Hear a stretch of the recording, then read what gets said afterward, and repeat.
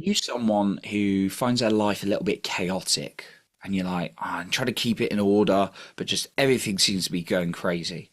Well, today I want to talk about how planning can change your life and how you can start planning. And if you stay until the very end, I have an extra point for you then as well. Now, I'm someone who has been in project management for over 10 years. I've been in sales, I've been in like run a business, being a sales manager, all these kind of things. So I've got pretty good organizational skills, leading myself in teams. And planning for me has been a huge one to my success in my life. It's so important. But I've also been guilty of not planning and just like letting things roll. And when I found, even in the last year, when I've really started to dive on in and get really planned, without being over the top, and I'll go into that in a moment, that actually it really helped my growth and my mental health from just the way I planned my life. What I will say on that is it's not about planning what you're going to do every minute of the day. And if anything violates that, it's like, I'm going to get stressed because that's unrealistic because life comes in, people come in, right?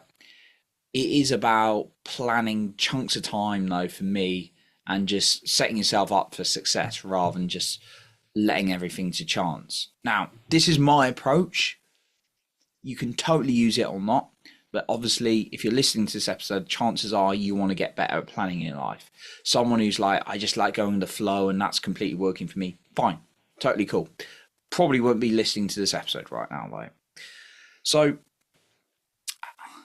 and I believe even them people who say they go with the flow and they've got their life in order, they have some kind of structure. They just don't necessarily realize.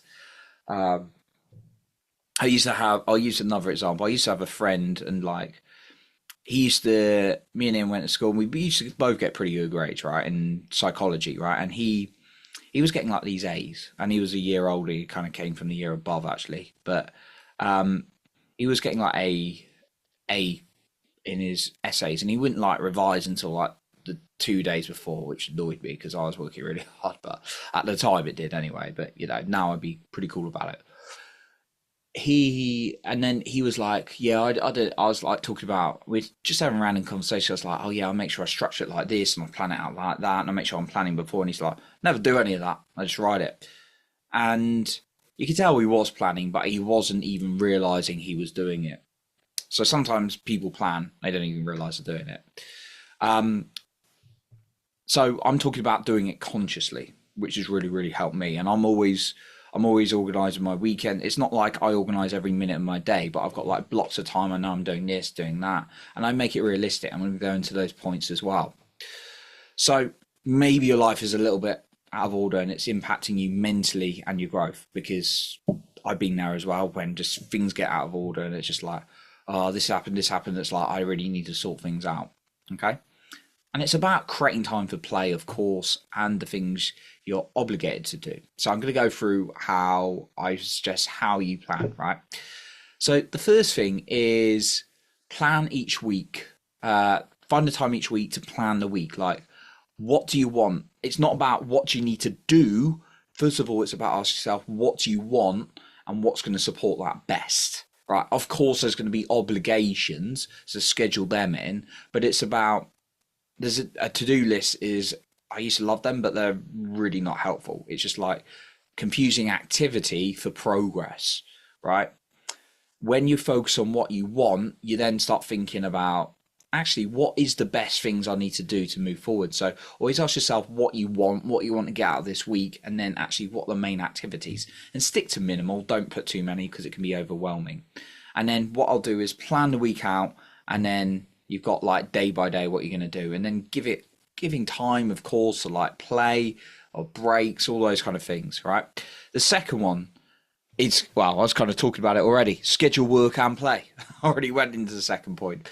Scheduling work and play, like making sure, right, you're going to work from 9 till 10:30, and then you're going to have 30 minutes just to do nothing, wander around, have a coffee, do whatever.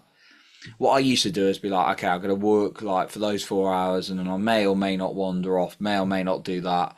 And then it would just be like I'd wander off for like an hour, and then it's like I was behind in my work, and then it was like I didn't know what tasks I was going to do, even though I had like 4 hour block for like doing work, right?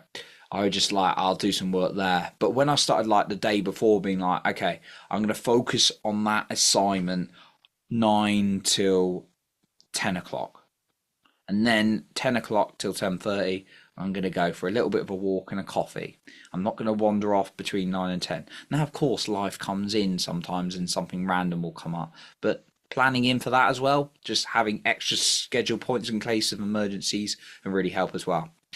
So, planning out your fun as well. Like weekends, I'm like, book that out for football. And it's like, okay, when I get home, what am I going to do? Well, I'm probably not going to be, I'm probably going to be a little bit tired from football or maybe too excited, depending what happened. And then be like, I don't want to work on like a whole chapter of my book probably then. So it's like, all right, I'll just schedule 15 minutes at lunchtimes to work on my book, for example. And then the third one is kind of what I've been talking about, being realistic on your time when you're planning your weeks and your days, right? Don't give yourself 30 minutes for an hour task, right? That's just going to cause stress. So be realistic. I like to overestimate how much time it's going to take rather than underestimate, because then you've got that leeway there, right? And like I said, give yourself some spaces in the day in case things roll over or things come up.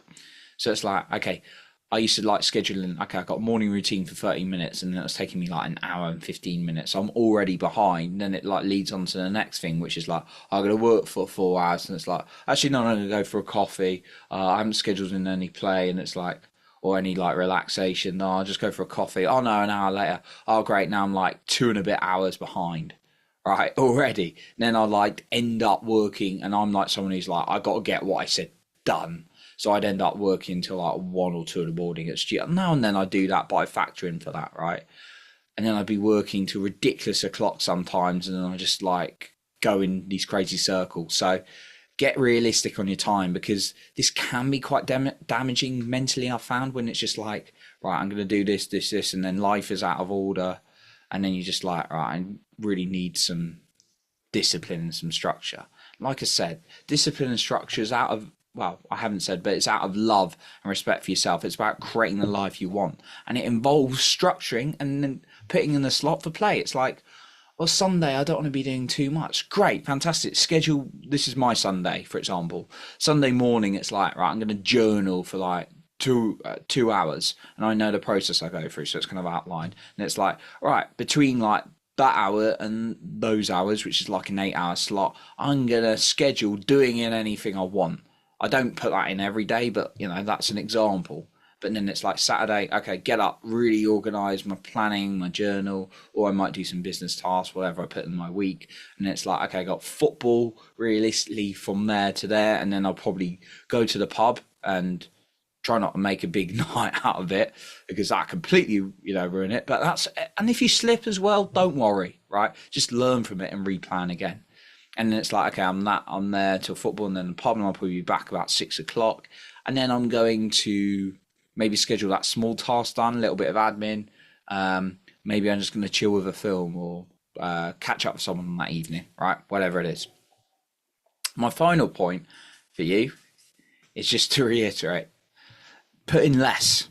Put in less. Don't put in too many things, cram, because else that's just going to exhaust you and burn you out. So put in less. There's a phrase that goes, less is more. And I think that's been very, very true.